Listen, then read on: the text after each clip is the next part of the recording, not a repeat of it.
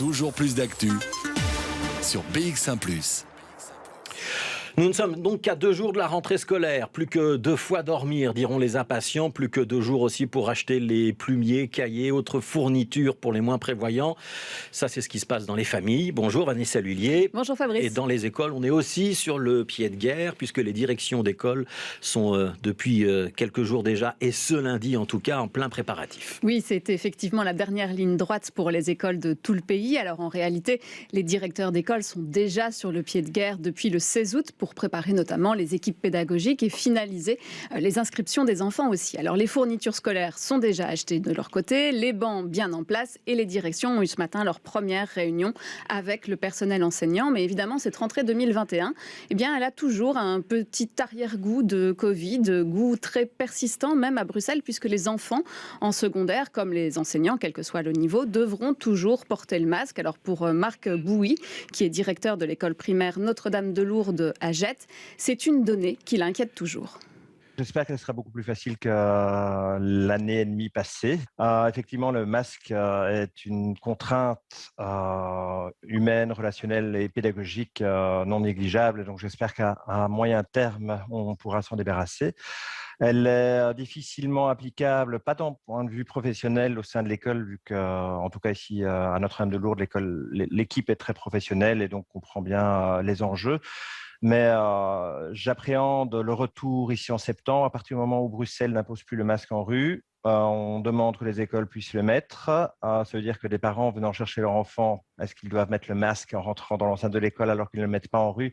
Donc ça va rajouter une difficulté supplémentaire à charge des équipes, tout en sachant que nous ne sommes pas la police. Donc nous, on va sensibiliser, on va informer, mais on n'est pas là pour cadenasser et agir d'une manière plus que sous forme de conseil.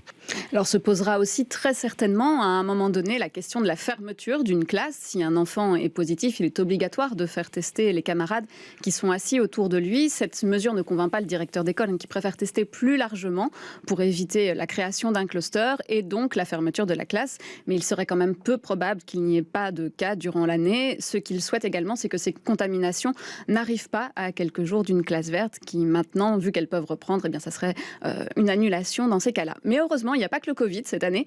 La pédagogie est aussi soignée. Les directions et les professeurs ont retenu les aspects positifs du numérique pour ajouter plus d'interactivité dans leur enseignement. Marc Bouy est donc plutôt serein pour le 1er septembre, mais il craint les prochaines semaines. Plusieurs de ses enseignants vont être en congé parental durant l'année et il sait que cela sera excessivement difficile de les remplacer. Les candidats ne se bousculent pas au portillon depuis longtemps et le directeur plaide pour une revalorisation du métier, mais pas uniquement salariale. Peu de personnes se rendent compte du travail fourni pour être enseignant. Ce n'est pas juste une présence, et même si on ne regardait que cette présence, combien de personnes qui nous regardent là peut-être maintenant ou qui nous entendent sont capables de tenir une classe de 25 pré-ados 5 jours par semaine. Voilà, en gros, c'est ça. Et je n'ai pas encore parlé des préparations, des corrections, des réunions de parents, des stress qui se rajoutent au quotidien. Donc voilà.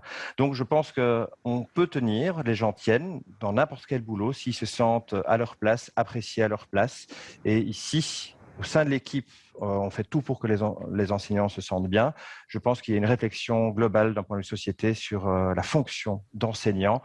Et cette pénurie d'enseignants, elle inquiète à tous les niveaux, de la maternelle jusqu'à la réto. Pour le moment, il est compliqué de savoir combien de professeurs manquent à l'appel. Il reste encore 2 jours aux directions pour les trouver et pour passer une rentrée la plus sereine possible. Merci beaucoup, c'était Vanessa Lhuillier.